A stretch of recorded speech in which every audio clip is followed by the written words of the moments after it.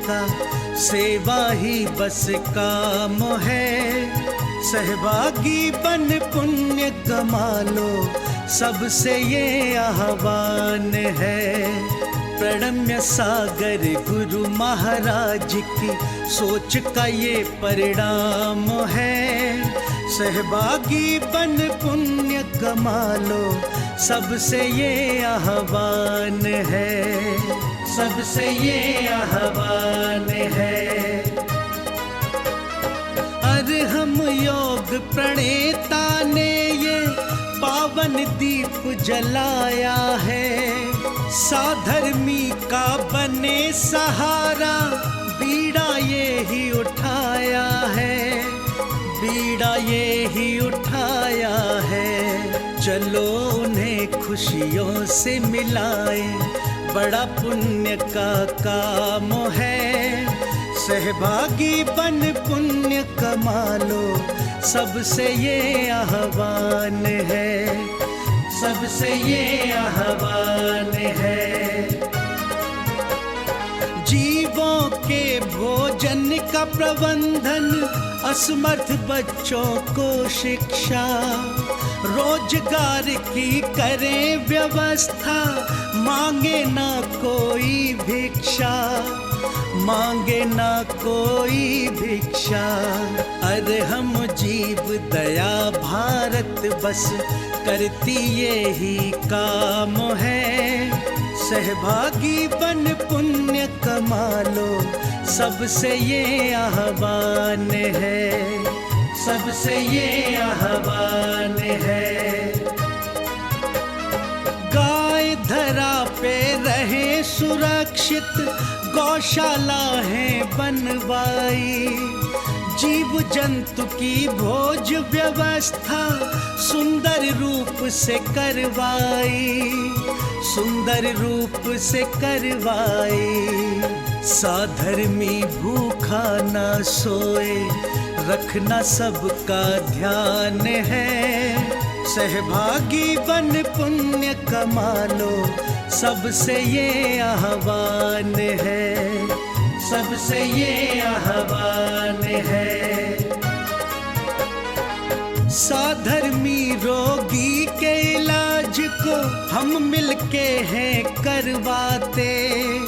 जाने कितने असहायों को राशन घर में पहुंचाते, राशन घर में पहुंचाते।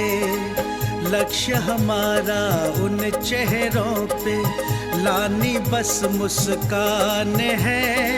सहभागी बन पुण्य कमा लो, सबसे ये आह्वान है, सबसे ये आह्वान है।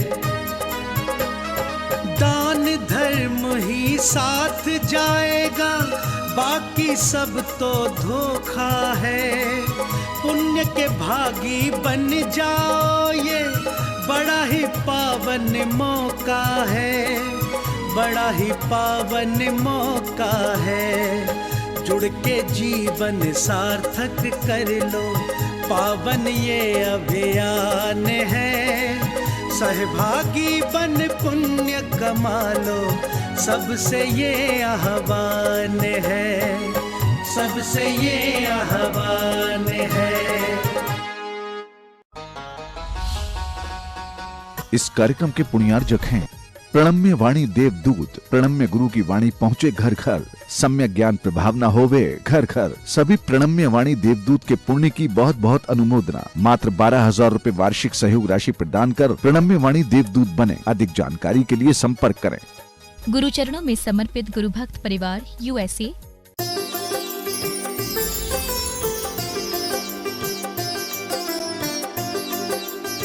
ये भी एक भाषा होती है। कौन सी भाषा?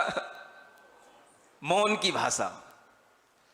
अगर कभी हम जल्दी में हो और हमें कुछ जल्दी से कुछ बोलना हो तो हम पूरा बोल नहीं पाएंगे, वो पूरा सुन नहीं पाएगा, बात अधूरी रह जाएगी, ना उसको संतुष्टि होगी ना हमको संतुष्टि होगी। समझ आ रहा है? इसलिए बहुत से लोग रास्ते में मिल जाते हैं, बहुत से लोग रास्ते में कुछ प्रश्न कर लेते हैं, लेकिन उनके उत्तर इत्मीनान से कभी रास्ते में नहीं दिए जाते। रास्ते में तो क्या है, सब लोगों ने दर्शन तो किए ही होंगे, रास्ते में कभी ना कभी कर ही लेते हैं, लेकिन जब कुछ सीखना होता है तो फिर टाइम निकाल करके आना होता है। और जब वो दूसरे दिन आया, कहने लगा भगवान अब हम आपके पास में 1 घंटा बैठेंगे और आप जो सुनाओगे वो सुनेंगे, अब हम आपके चरणों में बैठ करके सुख की अनुभूति करेंगे। समझ आ रहा है? वो कोई और लोग नहीं थे, ऐसे ही लोग थे जो सामने बैठे हैं। जब जल्दी में रहते हैं तो संत सिर्फ आशीर्वाद देते हैं, कुछ बता दो महाराज, कुछ हमारा जीवन अच्छा चले, कुछ हित की बात बता दो, ठीक है आशीर्वाद, ओम अरहम नमः, इससे ज्यादा क्या कहा जाएगा। लेकिन उस व्यक्ति ने भी जब महात्मा के पास पहुंचा तो उसने जल्दी में भी ये सीख लिया, समझ लिया कि महात्मा उस समय क्या रह गए थे, मौन रह गए थे। और जब वो जल्दी में अपना काम करने के बाद में सुख की अनुभूति करने बैठा तो वह मौन होकर के वैसे ही बैठ गया जैसे महात्मा खड़े थे, महात्मा बैठे थे, और उस मौन में उसको सुख मिल गया। फिर इसलिए वो दूसरे दिन आया कि भगवान आपने मुझे जो सुख की बात थी वो सुख की बात आपने बिना कहे भी बता दी, और आसपास जो घूमने वाले लोग थे उन्हें समझ ही में नहीं आया कि इनने कब सुख की परिभाषा बता दी, कब सुख की बात बता दी। तो ध्यान में रखना, जो लोग आसपास घूमते रहते हैं, आसपास रहते हैं, जरूरी नहीं है कि वे सब कुछ चीजें महाराज से सीख लें। महाराज से कुछ सीखना होता है तो वो तब होता है जब कोई व्यक्ति जिज्ञासा के साथ आए, और जो जितनी जिज्ञासा से भरा होगा वो उतनी जल्दी चुपचाप सीख के चला जाएगा। सीखने वाला चुपचाप बैठता है, और आप कभी चुपचाप बैठते नहीं हो। आप देखना, जो भी नए लोग आते हैं, नई नई एसोसिएशन, नए नए लोग आप बुला करके लाते हो, नई नई कोई भी ग्रुप बुला करके लाते हो, जो भी नए ग्रुप आते हैं वो पहली बार आएंगे तो सिर्फ चुपचाप बैठेंगे। क्यों बैठेंगे? उन्हें डर लगता है, इसलिए वो पहली बार में कुछ सीखने की इच्छा में रहते हैं, और जब वो बार बार आने लग जाते हैं तब फिर उनके अंदर वो सीखने की जो जिज्ञासा है वो धीरे धीरे कम हो जाती है, और जो पहली बार में सीख लिया जाता है वो अद्भुत होता है। पहली बार का जो दर्शन होता है, पहली बार का जो सुख होता है वो हमेशा उनको याद रहता है। इसलिए वो हमेशा मौन भी, अगर पहली बार उन्होंने किसी को देखा है तो मौन भी उसके दिमाग में बना रहता है, और मौन भी सुख का संदेश दे जाता है। आपके लिए इस तरह की चीजें अगर सीखने में आ गई तो आप समझदार कहलाएंगे। जब दूसरे दिन उन संत जी के पास में, महात्मा के पास में लोग आए, और वह व्यक्ति भी आया, और उन अनेक लोगों ने उनके सामने कहा कि मैंने तो सुख की कोई परिभाषा सुनी ही नहीं थी, कल आपने क्या कहा था, और ये कह रहा है कि आप सुख की परिभाषा बहुत अच्छी बताए। तब उस समय पर वो महात्मा कहते हैं, मैंने इसकी हड़बड़ी को देख करके, इसके जल्दीपन को देख करके कुछ बोला नहीं था, और मैं मौन हो गया था, और मेरा मौन होना भी इसे रास आ गया।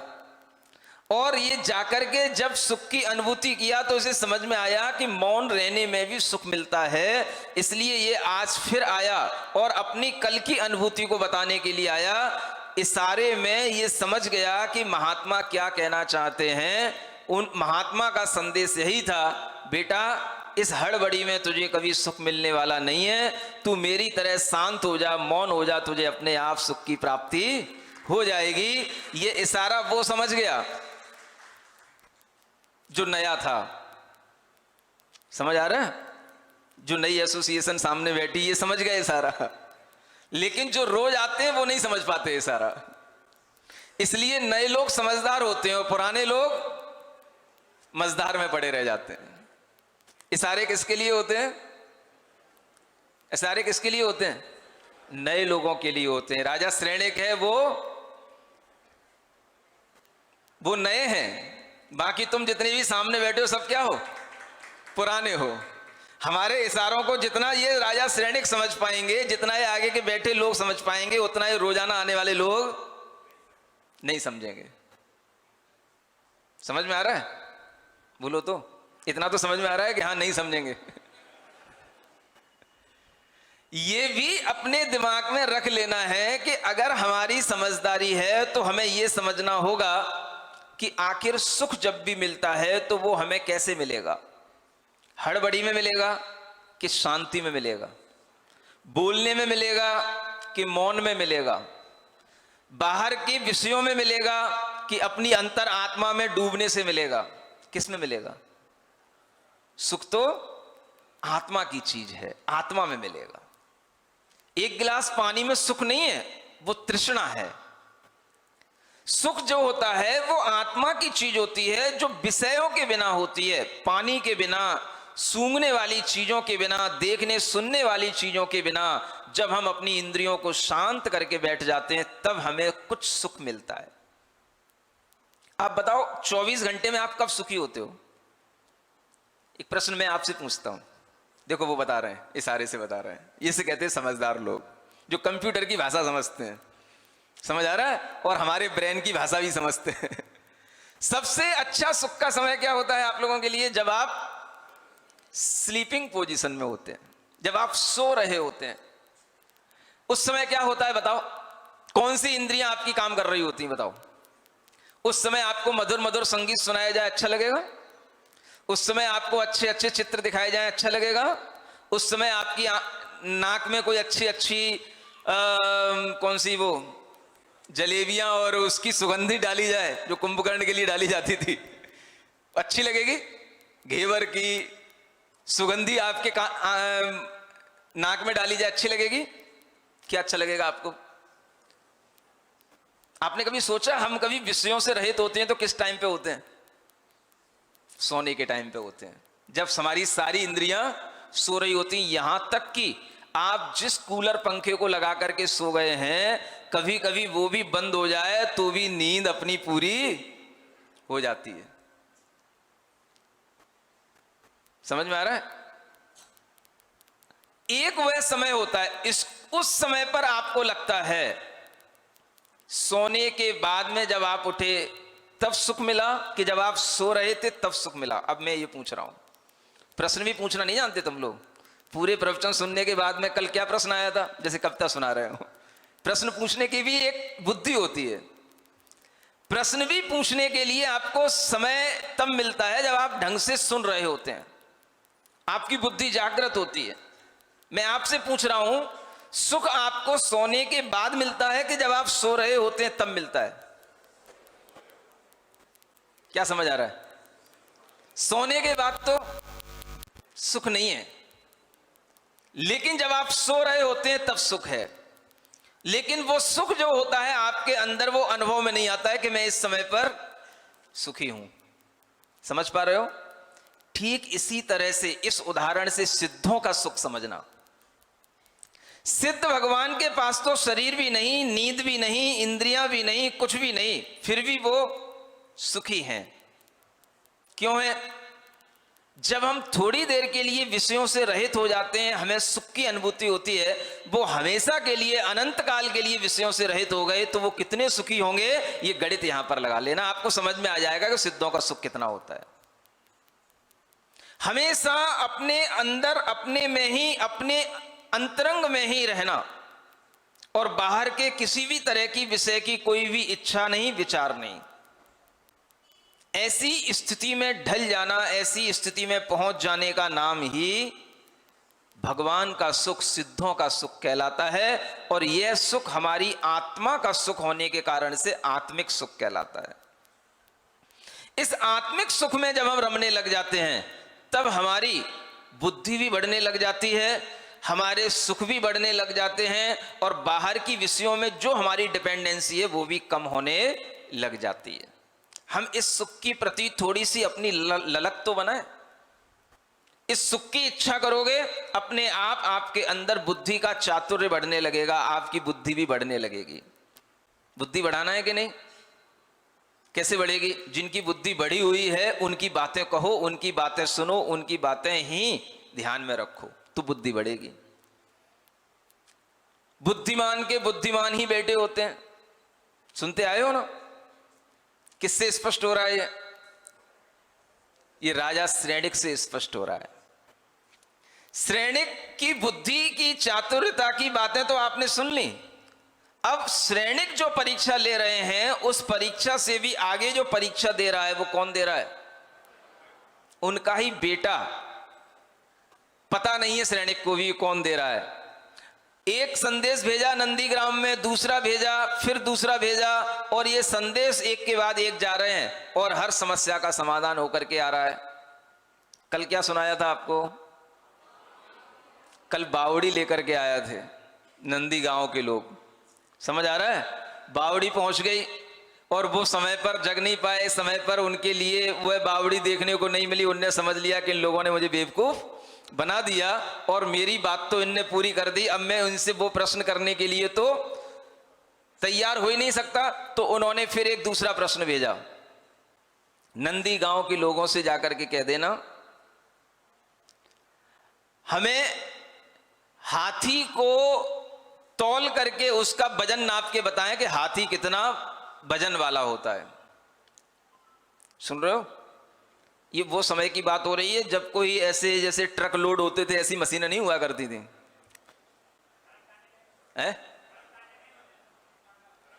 हाँ, बड़े कांटे, धर्म कांटे बोलते हो, बड़े बड़े ऐसे उस समय पे कांटे नहीं हुआ करते थे।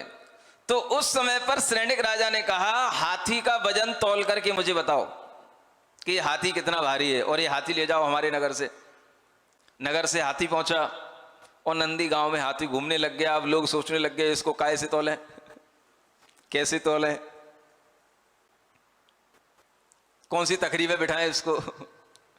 किसी की दुकान में इतनी भारी तखरी, कोई उस समय पर नापने तौलने का इतना बड़ा भारी कोई सिस्टम था नहीं।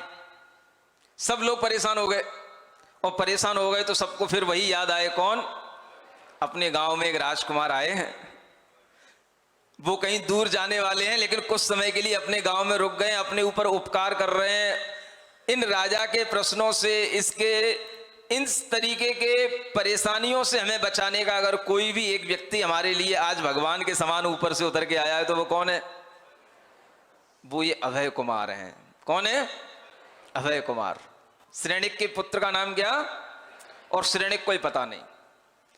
अब वह फिर उन्हीं अभय कुमार के पास पहुंचे। भगवान स्वामिन, जितना अच्छा कुछ उनकी स्थिति होती है वो सब कह डाली, और कहा कि अब मेरे सामने फिर एक राजा ने समस्या भेज दी है, आप ही इस समस्या से पार लगाओगे और इस हाथी का वजन तौलना है।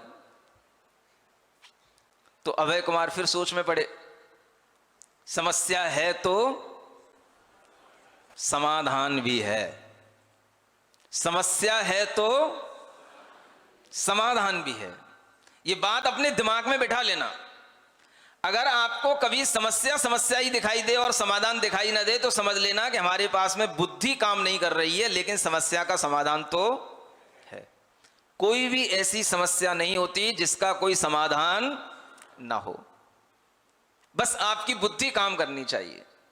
आइडिया इसी को बोलते हैं।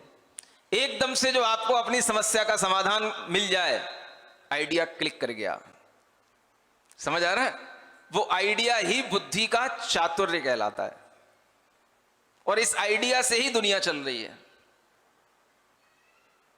आइडिया से ही दुनिया का सबसे बड़ा कॉरपोरेशन चल रहा है। क्या समझ में आ रहा है? उसका नाम भी क्या है? ये जो तुम्हारे मोबाइल चलते हैं, ये मोबाइल कंपनी एक आइडिया कंपनी भी तो है।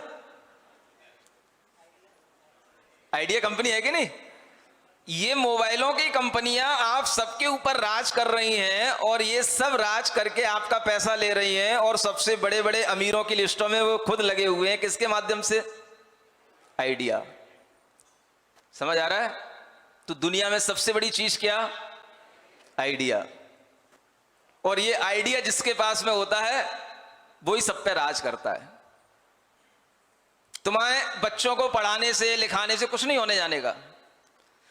तुम अपने बच्चों को कितना ही बड़ी आईआईटी करा करके उसे आईआईटीएन बना लेना, कुछ भी पढ़ा लेना, लेकिन उस पर राज करने वाला जो होगा वो कौन होगा? जिसके पास आइडिया होगा। तुम्हारा बच्चा नौकर बनेगा उसके सामने। राजा कौन बनता है? जिसके पास में आइडिया होता है। समझ आ रहा है? पीएम मोदी पूछ लेना कौन सी आईआईटी पढ़े हैं, कौन सी एमबीबीएस किए हुए हैं, कौन सी पॉलिटिक्स पढ़े हैं, पॉलिटिकल साइंस पढ़े हैं, क्या पढ़े हैं पूछ लेना, समझ में आ रहा है। लेकिन क्या होना चाहिए दिमाग में? आइडिया।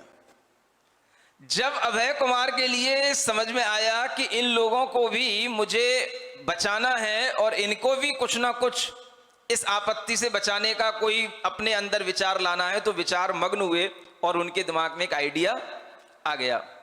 और उन्होंने अगले दिन अपने उन ग्रामवासियों से कहा, भाई आप लोग चिंता नहीं करो, चलो अपन एक तालाब पे चलते हैं।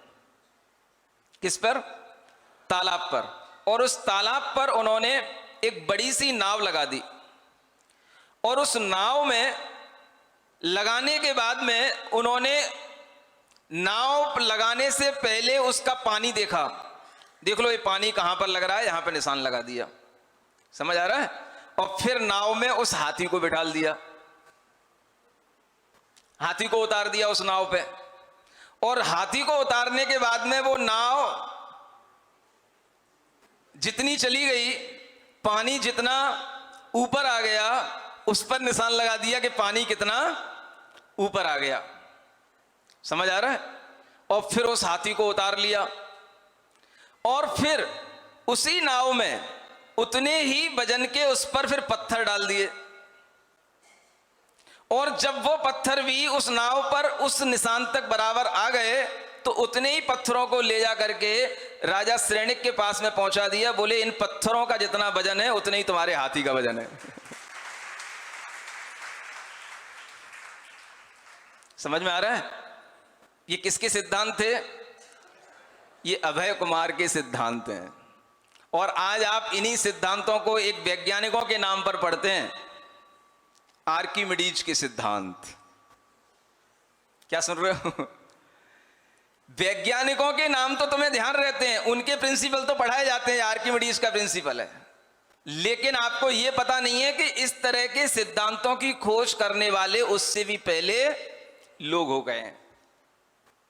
अगर शास्त्रों की दृष्टि से देखा जाए तो ये जो पानी में डूबी हुई वस्तु का भार कितना है, और वह भार उतना ही होता है जितना वह डूबी वस्तु जो है उस पानी को रिप्लेस कर देती है, और उसके ऊपर उतना प्रेशर आ जाता है। इस बात का सिद्धांत बताने वाले आर्किमिडीज को आज हम लोग मानते हैं कि आर्किमिडीज का सिद्धांत है। अगर शास्त्रों के आधार पर देखा जाए तो ये अभय कुमार ने सबसे पहले इस सिद्धांत की खोज कर ली थी। ये अभय सिद्धांत कहलाना चाहिए था, लेकिन जैनियों को ही नहीं पता, दूसरों को क्या पता होगा। दूसरे लोगों ने इन शास्त्रों से पढ़ करके ही, इसीलिए इन शास्त्रों से पढ़ करके ऐसे वैज्ञानिक सूत्र बना लिए और खोज लिया, और उन सूत्रों के माध्यम से आज आपके सामने साइंस आ जाती है। तो आप आर्किमिडीज को जानते हो, लेकिन उन्होंने उस समय पर कोई ऐसे सूत्र बना करके नहीं दिए थे। वो सूत्र क्या है? चाहे वो E=mg हो या कोई और दूसरे सूत्र हो, ये सूत्र बना करके जो सामने दे दिए तो वैज्ञानिक हो गए। लेकिन थ्योरी तो, प्रैक्टिकल तो वही है जो आर्किमिडीज ने किया था, और वो इसी थ्योरी के बेस पर किया था जो थ्योरी हमें अभय कुमार ने उस समय पर राजा श्रेणिक के समय पर बना करके दे दी थी। समझ पा रहे हो? आप दुनिया के सबसे बड़े गणितज्ञों के वंश में उत्पन्न हुए हो, सबसे बड़े वैज्ञानिकों के वंश में उत्पन्न हुए हो, लेकिन फिर भी आपको अपने इतिहास की जानकारी नहीं होने के कारण से जो इटली के लोग हैं, ग्रीस के लोग हैं, उनको तो आप वैज्ञानिक की तरह मानते हो, लेकिन जो अपने भारत में ही जन्मे मगध राज्य के राजा थे और राजगृही बिहार में जिनकी राजधानी थी, उस मगध राज्य के साम्राज्य में वहां के अभय कुमार के उस पुत्र ने उस सिद्धांत की खोज की, ये दावा करने का साहस आपके पास में है ही नहीं। और ये सब बीसी की बात है। बीसी समझते हो ना? बिफोर क्राइस्ट, ईसा से पहले की बातें हैं ये सब। आर्किमिडीज ईसा से 200 वर्ष पहले हुआ, लेकिन ये जो बातें हैं वो ईसा से 500 वर्ष पहले की हैं। ये जब हम समझें कि इससे पहले ये खोजें हो चुकी थी, लेकिन जो व्यक्ति जिस चीज का प्रेजेंटेशन जिस फॉर्मूले के साथ दे देता है, उसका नाम तो हम किताबों में वैज्ञानिक की तरह दर्ज करा देते हैं, लेकिन हम भूल जाते हैं कि सारे सिद्धांत हमें अपने शास्त्रों में उपलब्ध मिलते हैं। हम अपने शास्त्रों को पढ़ते तो हैं, लेकिन कभी इस दृष्टि से नहीं पढ़ते कि इनमें कितनी वैज्ञानिकता भी भरी पड़ी है। ये एक एक आर्ट, एक एक स्किल जो आपको सिखाई जा रही है, इसके माध्यम से आप अपने जीवन की कई समस्याओं को सुलझा सकते हैं और इसके माध्यम से आप अपनी विज्ञान को भी समझ सकते हैं। ये विज्ञान आपके सामने आ रहा है। और आर्किमिडीज ने क्या किया?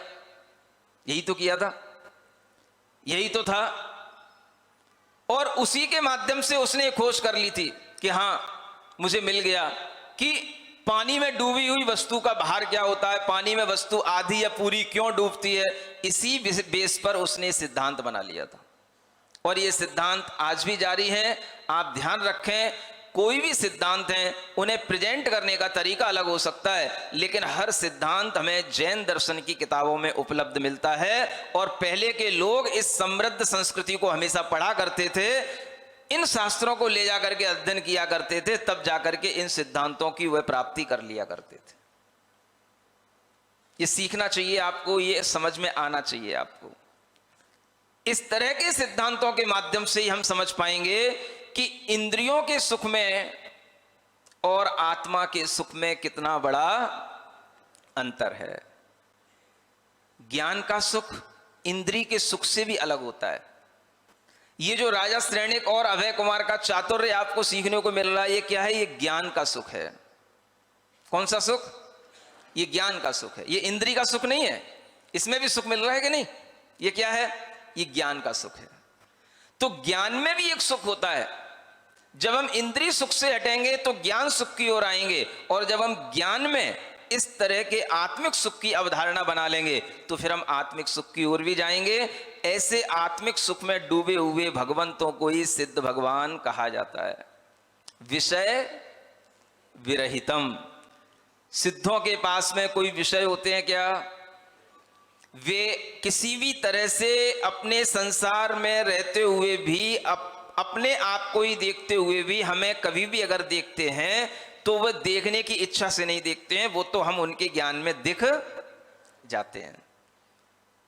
इंद्रियों के बिना भी सब कुछ देखना जानना होता है, उसी को कहते हैं आत्मा का सुख। ऐसे आत्मिक सुख की ओर आप अगर अपनी आस्था बना लेते हैं, अपना एक विश्वास बना लेते हैं, तो आपको भी कभी ना कभी वह आत्मिक सुख की उपलब्धि हो सकती है। बस आपको विश्वास बनाना है।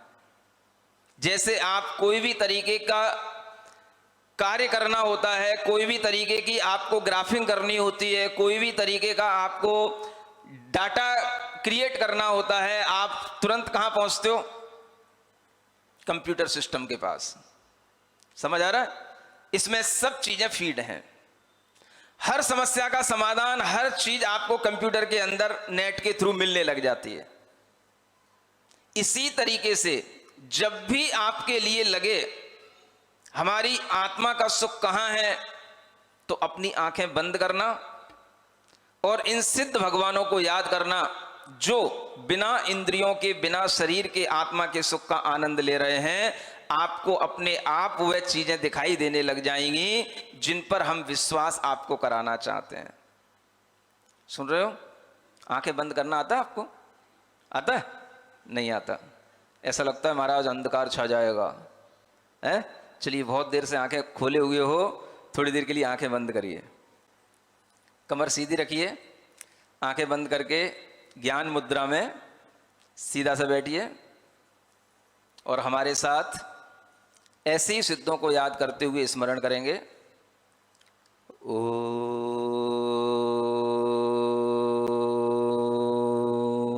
अरहम नमः। ओम अरहम नमः।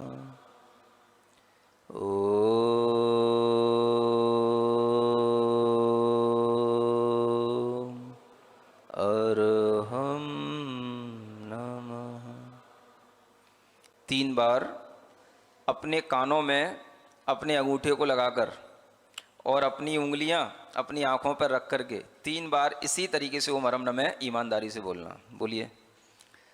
ओम, अपनी आवाज में बोलो।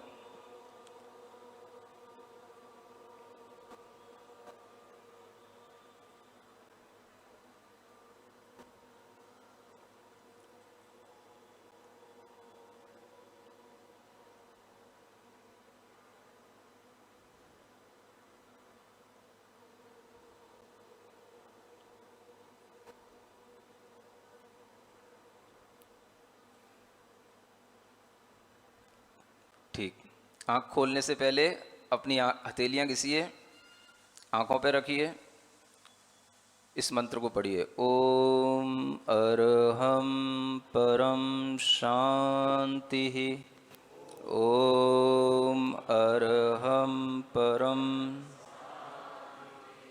ओम अरहम परम शांति। ठीक, बोलिए शांतिनाथ भगवान की।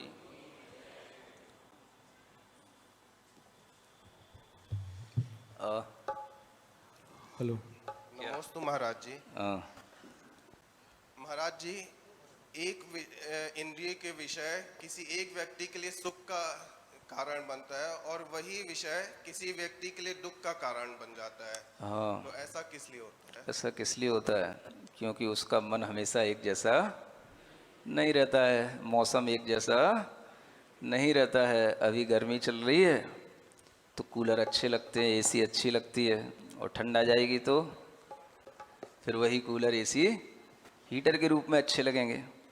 तो एक इंद्री का विषय हमेशा कभी भी एक जैसा इसलिए नहीं रहता क्योंकि हमारे सामने की परिस्थितियाँ और हमारे सामने का वातावरण कभी भी एक जैसा नहीं रहता, और हमारा मन भी कभी एक जैसा नहीं रहता। यही उसका उत्तर नमस्ते। हमारे बीच है। और भी है? हाँ, एक और है। हाँ, पूछ लो, डरो नहीं, आज तुम्हारा ही दिन है। महाराज जी, जब हम लोग सो रहे होते हैं तो क्या चारों कषायों और पांचों इंद्रियों में लिप्त रहते हैं या उनसे रहित रहते हैं? हाँ, ये अच्छे प्रश्न अब आने लगे है ना। चलिए, जब हम सो रहे होते हैं तो चारों कषाय और 5 इंद्रियों के विषयों में लिप्त रहते हैं या नहीं रहते हैं। इतना जरूर है कि जब हम जग रहे होते हैं उस समय पर जो हमारे लिए कर्म का बंध होता है ना, बुद्धिपूर्वक जागृत अवस्था में जो कर्म का बंध होता है, उससे कम कर्मों का बंध या आश्रव उस समय पर होता है जब आप सो रहे होते हैं, है ना। इसका मतलब ये नहीं है कि कर्मों का बंध कम करने के लिए हमेशा सोते रहना। इसका साइंस ये है कि जब आप सो जाते हैं तो आप बुद्धिपूर्वक कुछ काम नहीं करते हैं, है ना। जब हम बुद्धिपूर्वक कुछ काम कर रहे होते हैं तो उससे होने वाला जो कर्मों का आश्रव है वो अधिक होता है ना। और जब हम बुद्धिपूर्वक नहीं करते हैं फिर भी कुछ चलता रहता है भीतर, उस समय पर हमारी कसाएं कम हो जाती हैं। आप देखना, जो आप जागृत अवस्था में कसाय कर सकते हैं, क्या सोते हुए कसाय कर सकते हैं? सोते हुए भी कभी आपको गुस्सा आ सकता है, सोते हुए भी कभी आप किसी को मार पीट सकते हो, लेकिन उस समय पर भी आपकी इंद्रियां आपके साथ नहीं होने के कारण से आपके लिए वो कसायों की तीव्रता उतनी नहीं होगी जो जागृत अवस्था में होगी। तो सोते हुए कुछ कम हो जाता है, कसाएं हम कह सकते हैं कुछ कम हो गई। इसीलिए जब कसाएं उत्पन्न हो, जब आपको कोई गुस्सा आ रहा हो, लड़ने मरने की बात हो रही हो, आप सो जाओ। सो के उठोगे आपको लगेगा कि हमारा पहले से कुछ कसाय भाव कम हो गया, गुस्सा कम हो गई। इसी से सिद्ध होता है कि सोते समय पर कुछ हम ठंडे पड़ जाते हैं, अन्यथा नींद आ ही नहीं सकती है। इसलिए सोते समय पर कुछ कसाएं कम हो जाती हैं, कुछ पाप भी कम हो जाते हैं, लेकिन फिर भी कुछ ना कुछ चलता रहता है। उन पापों से हम सर्वथा रहित नहीं होते हैं, ये हमेशा ध्यान रखना। यहाँ पर एक स्वात्म साधना शिविर का आयोजन किया जा रहा है, और यह स्वात्म साधना शिविर उन सभी लोगों के लिए होता है जो लोग अपने मन को, अपने दिमाग को, अपने शरीर को स्वस्थ रखना चाहते हैं, जिनके अंदर हमेशा ये भावना रहती है कि हम अपने जीवन में धर्म के साथ साथ मन की शांति का भी अनुभव कर सकें। इस तरह की शांति का अनुभव करने के लिए जो तीर्थंकरों के द्वारा बताई गई विधा है, उस विधा को हम इस ध्यान योग के माध्यम से जब बताते हैं तो 5 दिनों के अंदर व्यक्ति इतना चार्ज हो जाता है कि उसे 4 महीने के लिए तो कम से कम उस चार्जिंग के माध्यम से उसका काम चल जाता है। फिर 3-4 महीने बाद फिर वह देखता है कि अब क्या करें, तो फिर उसके लिए एक अवसर आ जाता है। इसलिए हमने सोचा कि वर्ष में कम से कम इस तरह का शिविर 3 बार आयोजित करना चाहिए। अभी ये सतना में आयोजित हुआ था, इसके बाद अब यहाँ पर ये बांदा में आयोजित हो रहा है, और इस तरह का शिविर जो लोग पहले भी कर चुके हैं वह दोबारा भी करते हैं और कर सकते हैं। इस तरह का एक बार आप अपने लिए यह शिविर में जो साधना का प्रक्रम बताया जाता है वो एक बार कर लेंगे तो आपके जीवन में जो एक परिवर्तन आप महसूस करेंगे वो इस शिविर की अमूल्य देन होती है और वह परिवर्तन आपको मिलेगा। ऐसे कई बच्चे होते हैं जो जिद्दी होते हैं, माता पिता की बात नहीं मानते हैं या उनका फोकस अपनी पढ़ाई पर नहीं रहता है। ऐसे बच्चे भी जब इस शिविर में आकर के यहाँ पर उस शिविर के अनुशासन में रहते हैं तो 5 दिन के बाद में उनके अंदर इतना परिवर्तन दिखाई देता है कि वह मम्मी पापा की बात भी मानते हैं, हर बात को सही ढंग से समझने भी लग जाते हैं और उनके कंसंट्रेशन का लेवल भी बढ़ जाता है। अनेक तरह के फायदे जो बिजनेसमैन होते हैं, अपने ऑफिस में काम करते करते थक जाने वाले लोग होते हैं, उन्हें अगर कोई एक आराम की जगह मिल सकती है तो वह स्वात्म साधना शिविर ही होता है। इस शिविर में आपका घर से कनेक्शन टोटली डिस्कनेक्ट हो जाता है। आपके पास ना मोबाइल होगा, ना आपको किसी से बात करने की इजाजत होगी। आप सिर्फ अपने में रहेंगे और 5 दिन का टोटल मौन होगा। इसे त्रिगुप्ती मौन के नाम से कहा जाता है और इस तरह से वहां पर साधना करते हुए आपको अपने सीमित वस्त्रों में जो वहां पर भोजन पान आदि दिया जाता है उसी भोजन पान के साथ अपने आप में कैसे आनंदित रहें, ऐसे अपने आप में आनंदित रहने की एक कला सिखाई जाती है। और इस कला को जो व्यक्ति जीवन में एक बार सीख लेता है उसे जीवन में कभी भी फ्रस्ट्रेशन, डिप्रेशन इनका शिकार नहीं होना पड़ता और उसके जीवन में कितने भी तरह की विपरीत परिस्थितियां आए वो अपने आप को उस परिस्थिति से उबारने की उसके अंदर एक शक्ति आ जाएगी। ये इस शिविर की गारंटी रहती है। इस तरह की जो ये प्रक्रिया है, इस प्रक्रिया में जो भी लोग शामिल होते हैं उन सबके अंदर एक बहुत बड़ा परिवर्तन आता है। व्यवहार में परिवर्तन आता है, बोलचाल में परिवर्तन आता है, एक्टिविटी में परिवर्तन आता है, सोच में परिवर्तन आता है। इस तरह से एक भीतर से जब व्यक्ति के अंदर परिवर्तन आता है तब उसे अपने अंदर ये महसूस होता है कि हमें जीवन में अब सक्सेस मिल रही है। सक्सेस को अनुभव करने के लिए भी हमें भीतर से अपने आप को तैयार करना पड़ता है। जब तक हमारी भीतर की फिटनेस अच्छी नहीं होगी, इनर पर्सनैलिटी अच्छी नहीं होगी, तब तक हमारा बाहर का कोई भी तरीके का सक्सेस हो जाना भी अनसक्सेस जैसा ही होगा। क्योंकि जीवन कैसे जिया जाता है इसको सीखने के लिए हमें इसी तरह के शिविरों में आना पड़ता है। इसलिए आपके लिए यह एक बहुत बड़ी देन है, यह एक बहुत बड़ा अवसर है कि आपको अपने बांदा में ही ये 5 दिनों का यह स्वात्म साधना शिविर करने का एक चांस मिला है। इस चांस को आप खोए नहीं। अपने जो भी रिश्तेदार हैं, बेटे बेटियां हैं, जो भी लोग आपको समझ में आते हैं उनको इस शिविर में ला करके एक बार उनसे और स्वयं अपने को भी इस शिविर में भर्ती करके ये देखने की कोशिश करें कि हमारा कितना सुधार इस शिविर के माध्यम से होता है। डॉक्टरों के पास जाकर के आप हफ्तों लाइन में खड़े रहते हैं, आपको डॉक्टरों के पास जाने की जरूरत ही ना पड़े, बीमारियां आपके घर में आए ही ना, आपके शरीर में किसी भी तरह के रोग होए ही ना। इस तरह की चिकित्सा पद्धति हमें पहले से ही सीख लेनी चाहिए। और जो लोग पहले से सीख लेते हैं वो समझदार होते हैं और जो रोगी होने के बाद सीखते हैं वो थोड़े से कम समझदार होते हैं। लेकिन जो बिल्कुल ही सीखना नहीं चाहते हैं वो पूरे नासमझदार होते हैं।